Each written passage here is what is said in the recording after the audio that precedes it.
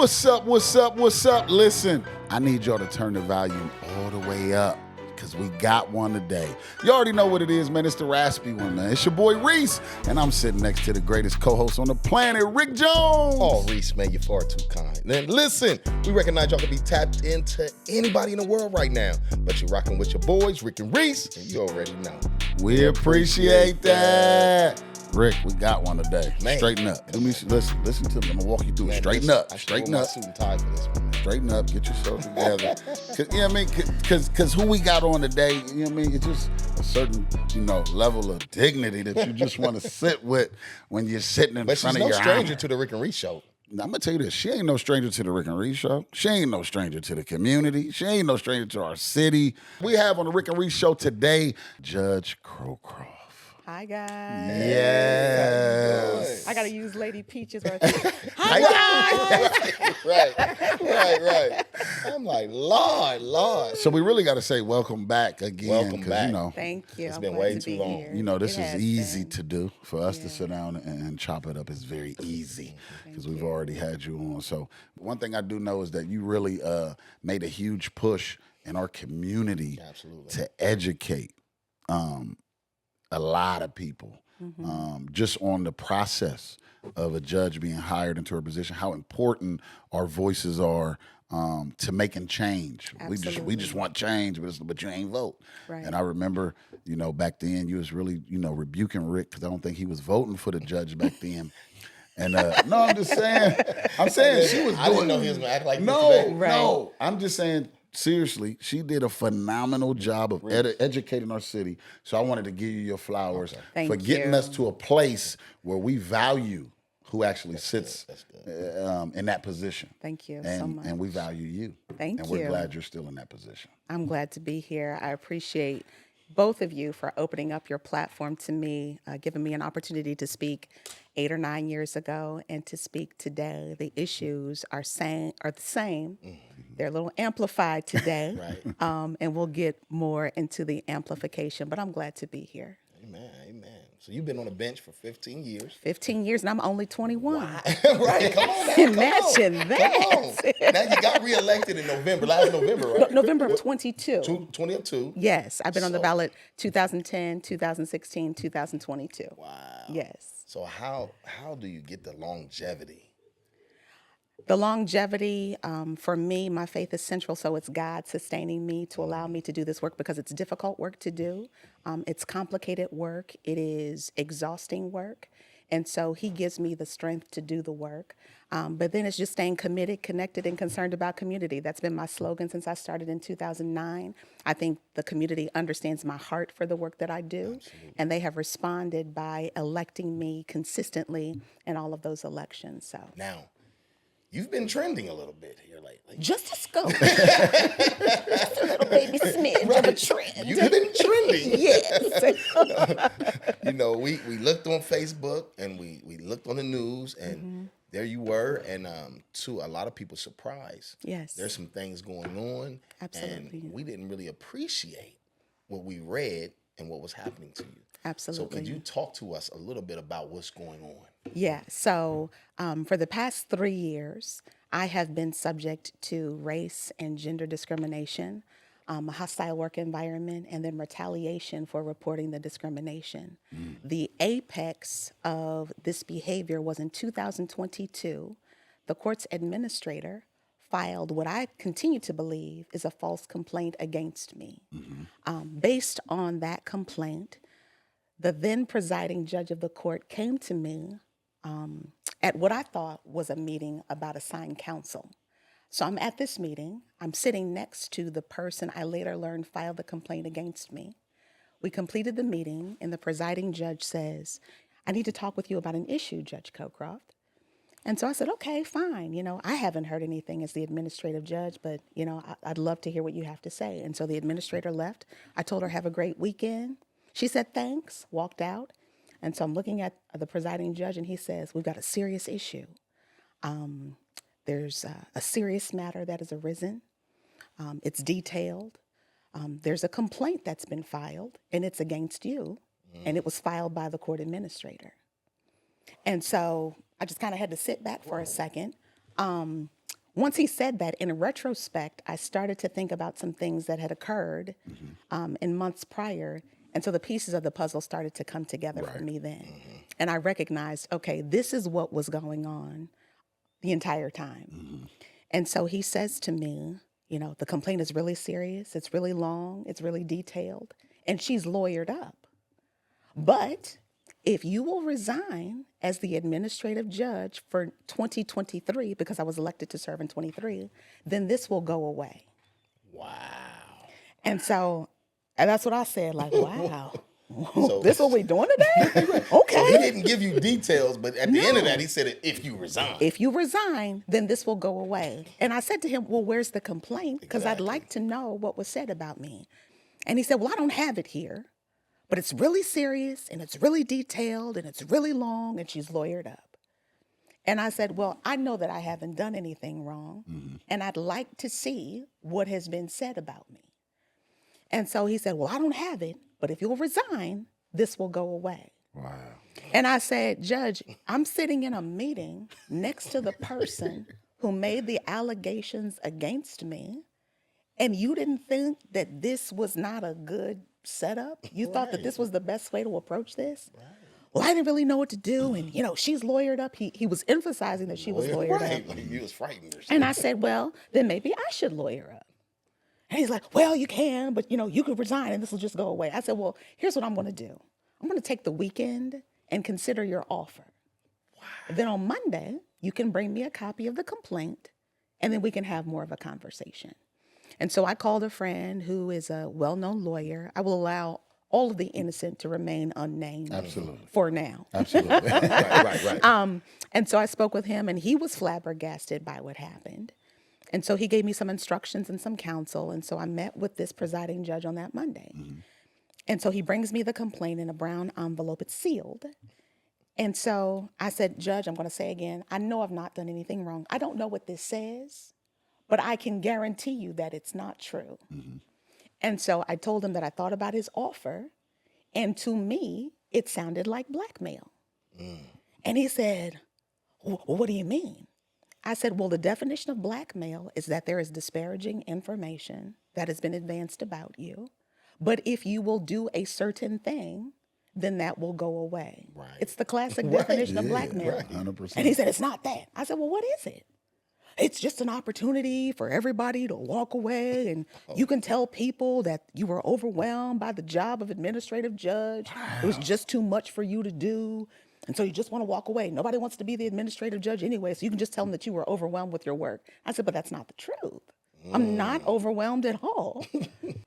And so as we went into the conversation and I challenged some of his suppositions, he finally said, well, you were doing things about which you did not inform the other judges.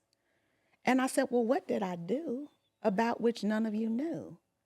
And he said, well, this DEI stuff, it came to me cold. One of the things that I had advanced in January of 22 when I started serving was to elevate the services, equity, and inclusion manager position in probation to a court-wide diversity, equity, and inclusion director position for the entire court. My goal was to do what we are constitutionally required to do to create an environment that was fair and equitable, that did not disproportionately impact any group of people, particularly brown and black people. And so to inform or to elevate that conversation, I thought that the position was important. I told the judges that at the first meeting, I'm going to implement this position.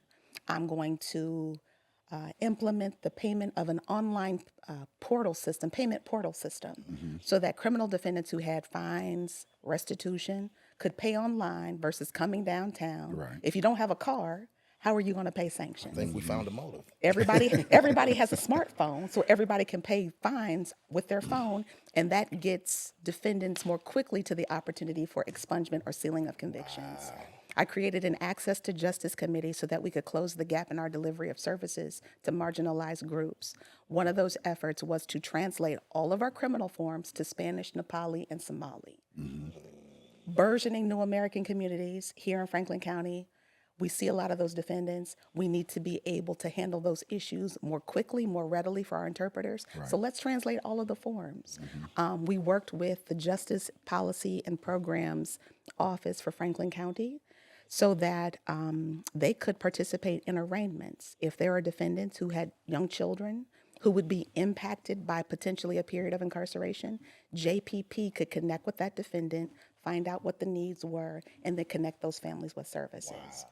So there are a lot of really impactful and important things. Criminal settlement weeks to address the backlog of cases. I wanted to partner with the prosecutor, the defense bar, so we could get rid of all the cases left behind by the pandemic.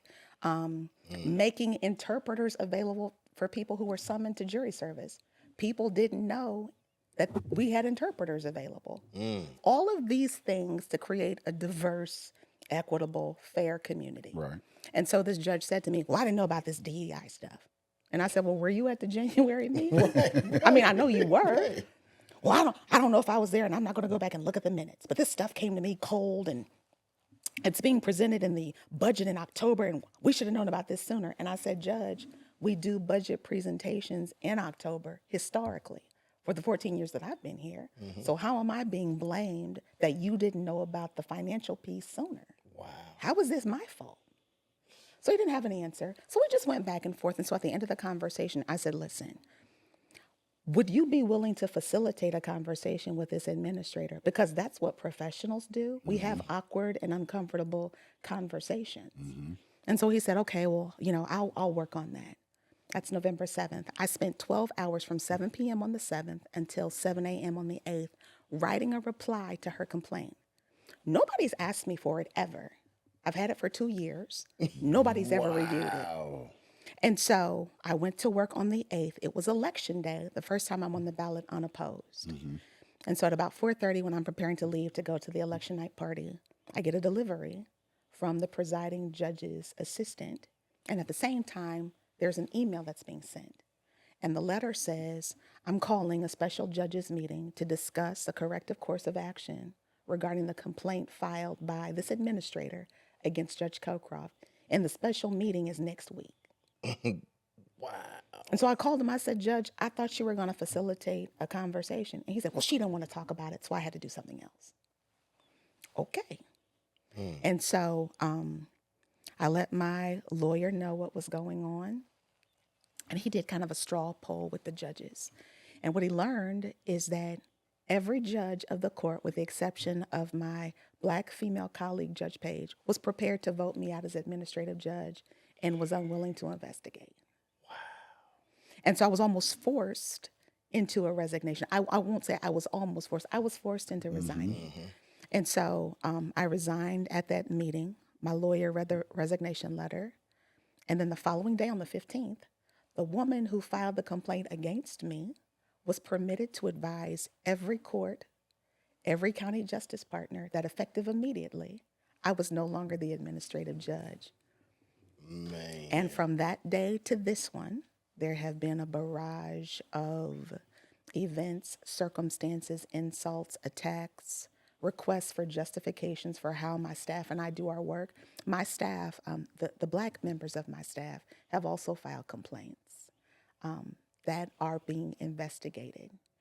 And so this is not specific to me. After 12 and a half years of being on the bench, I decided, I want to hire Black staff. I had always been the only Black person on my team. So I wasn't going to sacrifice competence for color. And I found some amazing women to work with me. And from the time that they were hired, it has been on and popping. Wow. Anything that could be questioned, challenged, attacked, that's what's happened for almost 2 years now. Your reply to this complaint was never addressed, never read, never considered. Never considered. Prior to the resignation. The presiding judge told me we didn't feel like it was necessary to talk to you because we knew you would just deny everything. That's crazy. So I have a 31-page reply that no judge of the court has ever received, reviewed, or requested. I read something that talked about how you were approached and advised that there are some people that you should pattern and kind of pattern yourself after in the Yes. position that you were in. Yes. And it just so happened that the individuals that you should pattern yourself after are other Black women. Prominent, and air quotes, and they are prominent Black women in our community, as if I just fell off the turnip truck. And so leading up to my service as administrative judge in 2022, these two white male judges came to my office in December of 2021 under the guise of finding out why an employee was terminated from service. Not that I have to explain personnel decisions. And I told one of the judges, I did not come to your office and ask you when your entire staff left you to join the staff of a newly elected judge. So I'm not going to explain any of my personnel decisions. I maintained this employee's integrity for 18 months, and I'm going to continue to maintain her integrity. And so after they couldn't get a response about that, then they went into what I needed to do to be an effective administrative judge, because they had heard, allegedly, that I was unapproachable, I wasn't friendly, I didn't talk to people, I was slightly aggressive. And so after they gave me this laundry list of things that I was, they gave me a list of women whom I should be like. And so one of them said, you ever heard of Joyce Beatty? You heard of Yvette McGee Brown, Janet Jackson, Tashia Safford, Laurel Beatty Blunt? You need to be more like them. Come on, man. And so the other judge is sitting there and he's not disagreeing, but he's also not speaking. But at some point he says to me, yeah, I would never want to be Black in America. And so I told both of them, I want to be clear. You don't have my permission and all of your paternalism and privilege to come to my office and give me a list of Black women whom I should be more like. Because I could not come to your offices and give you a list of white men whom you should be more like. Right. I had a meeting with the then administrative judge. We were supposed to talk about some issues because I didn't really receive a lot of training about my responsibilities. I was elected to the position in July of 21, and that lead up is to give the outgoing judge an administration time to train the incoming judge, and I didn't receive any training. And so I went to him and explained that I had been given this list, and I broke down a little because I was just overwhelmed. I was tired. And he said, well, that's just how he is. And I said to myself, okay, you're in for a ride in 2022. Wow. And a ride it was. Everything that I did, that I suggested, was questioned, challenged, minimized, demeaned, degraded. I filed a claim with the Equal Employment Opportunity Commission, a federal agency, asserting claims of discrimination based on race and gender, hostile work environment, and retaliation. And that charge, that complaint was 45 pages long. And it was 45 pages because I just got tired of writing. I had a lot more to say. I just was exhausted from having to recount a 3-year experience. Talk to us a little bit about how do you work under pressure and retaliation and stuff like that? How was that for you? It was difficult every day. I was in deep, heavy prayer. Serious prayer. Yes. I haven't slept through the night since November 4th of 2022. Wow. I may sleep for 4 hours maybe. And then I just pray. It's a heavy weight. It is a huge Heavy and weight. heavy weight. And then I have people, employees for whom I am responsible. These people have families, they have obligations, they have bills, they have all of these things. And I felt as if I had invited them into an environment that was toxic and terrible. And so there's that weight, the guilt of having these people work for you. Absolutely. And you are subjected to, and then they are subjected to this inherently unfair behavior. So it was tough not being able to discuss this with anyone. Not even my father and sisters knew the depth of what I was dealing with. Nobody knew. I told 3 people, I need for you to intercede and pray for me. But I didn't tell them what they were praying for. I just told them I need for you to pray for me. So literally, the post that I made today on social media is the first time that I've ever discussed this with anybody. Wow. And I'm not going to discuss it after today. That's why I knew that we had to really dig into it, because we know your MO and it's not that. Right. Right? Like hilarious on social media. Right. Love the shoes every Sunday. Thank you. I know I'm getting the footwork.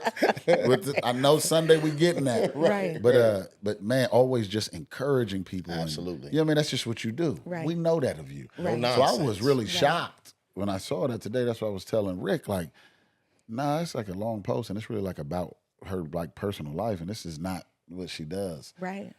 We really got to look into that. Yeah. And so it is, to hear, I know just for me personally, I'm sure Rick feels the same way. Like it's really mind blowing to hear that because we do know you. You know what I mean? So it's when you know a person, Right. not just because you work with it, but when you really know a person, you know the heart of a person, you know their Right. character. Right.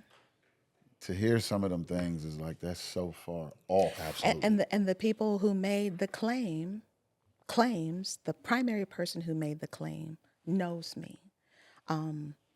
She was facing a difficult circumstance, and I'll maintain her integrity now. Absolutely. And so I reached out to her to let her know that I was praying for her. And when she came through on the other side of this challenge, she sent me a text that I still have, that my intervention probably saved her life. Wow. I'm like, yo, this is how we treat people who save your life? This is what we're doing right You got to go back to that text and read it again. gosh. Maybe I didn't read it right. Yeah, the first time. thoroughly confused. She talked about how I was an awesome judge. She loved watching me in court. She appreciated the way that I addressed issues, how supportive I was. All of these judges, illnesses, concerns with family, they come to me because they know I'm going to pray. And so then to have this universe of people with whom I have served and worked for 15 years collectively and in a coordinated way decide, we're going to deal with you. It is mind-boggling. I still don't understand it. I still cannot make sense of why this happened. And I'm glad that it's public now, and you released information, so you won't have to stand alone and battle this in your mind and go to sleep with this. But now that it's out, I believe a lot of people are gonna be praying. Yes. We got your back. Yes. And whatever you need, Yes. we are here with you. I'm telling you, and 100%. for you. There's always going to be a narrative about how Black people, Black women approach issues. And what I wanted to be cognizant of was not justifying the narrative that had been created unfairly about me. And so I gave the court every opportunity to address the issue without turning it into this very public, ugly, and difficult circumstance. I notified the court 7 months ago, in January of 2024, of my claims. And for the past 7 months, I have been summarily ignored. They gave you no choice. No choice. The administrative judge of the court said it was not beneficial for her to have an in-person conversation with me. Okay. There was a special judges meeting called in March of this year to address my allegations, which has never happened. No person who files a complaint is subject to a public meeting about the complaint. Every complaint is confidential. And so I told them, this is an inappropriate meeting. I'm not going to discuss anything with you. I was being asked to present my complaint to the judges so that they could review it and then make a decision about whether there should be an investigation. And I told them I'm not going to do that. Right. And so because I wasn't willing to do that, I was told that my complaint and investigation would be a waste of taxpayer money, that I had a snowflake mentality, that I needed to grow up and be an adult, that if I had a criminal issue, that I needed to go to the prosecutor. If I had a disciplinary issue that involved the Code of Judicial Conduct, I needed to go to disciplinary counsel. But if I just had a personality conflict, I needed to get over it because they were not going to implement a policy requiring people to be nice. The final straw recently is that there is an effort now to modify the anti-harassment policy to remove every provision upon which my claims are based and to give sole authority to the court administrator who filed the complaint against me to determine any corrective action for any complaint that's filed. People wouldn't believe this stuff was You- happening. No. People My would not mother believe still this. cannot wrap her head around it. She said, "Kim, did you do something?" I said, "Mommy, I'm telling you, I didn't do a thing. I didn't do anything." Man. It is. If I weren't going through it, I would not believe this story. Right, that's what I'm saying. It is unbelievable. I would not believe this. This stuff is really happening. Yes. Like, As we wrap up, one, truly appreciate you coming on, and really, you know, it takes a lot to sit in the seat you sit in, and it takes a lot to really come forward and like you said, speak truth to power. We live in a society where that ain't popular. Absolutely. And so just to be bold enough to do that, I think will help a lot of people, along the way. And we just appreciate you. We standing with you. Yeah, I mean, you've always moved with grace, with class. Thank you. always. Thank you. You know, and I think that's echoed behind your back, even for the people, like I said, that come before you, because I've seen it sitting in there on sentencing day, how you really just try to work as much as you just have the power to. You try to work with people, and you want to see them, improve and do what they need to do. And I think that speaks volumes. So, again, we appreciate you coming on. We definitely got to have you back on. It's always Thank a vibe. you. Anytime. When you I'm come always on. happy to be here with you. I love it. Thank you for giving me the opportunity. This Absolutely. platform is open to you whenever you want it. Thank you. Thank you. 100%. I'll be here every week, everybody. Come on. Look for me next Saturday Right. Let's for part 2. Right. For real. So there y'all have We it, need man. that. We got Judge Cocroft in the building, man. Y'all just sat and heard some things, man, that, I'm sure, man, if you feeling anything like us, man, it's disheartening to hear. But we appreciate her being who she is to us here in the city of Columbus, man. And we absolutely love her in the position that she functions in. So y'all make sure y'all keep it locked. It's your boys. Lego.